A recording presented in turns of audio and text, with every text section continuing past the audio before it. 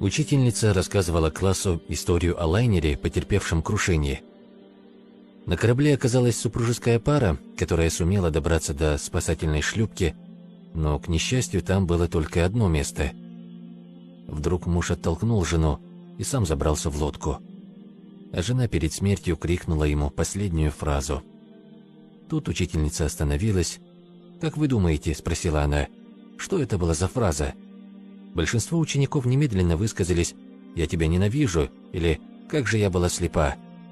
Тут учительница обратила внимание на мальчика, который сидел все это время и молчал. «А ты как считаешь, что она сказала?» «Я думаю, что она сказала: позаботься о нашем ребенке».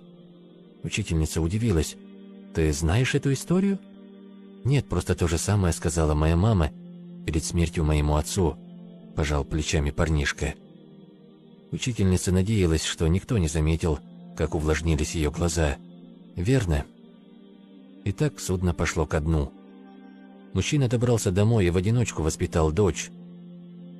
Через много лет, когда уже отца не стало, разбирая его вещи, девушка нашла его дневник, в котором прочитала следующее. У нее уже был страшный диагноз, когда мы поехали в путешествие. Жить оставалось недолго. Боже, как бы я хотел утонуть вместо нее.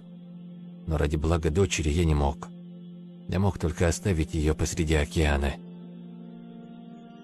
На этом история закончилась. Класс молчал. Учительница видела по детским глазам, что их глубоко тронул рассказ, и что сегодня они впервые поняли, что как не всегда под личиной добра находится добро, так и под личиной неблаговидного, злого поступка не обязательно живет предательство. Вот почему никогда не следует судить о людях поверхностно. Мы очень многого можем о них не знать.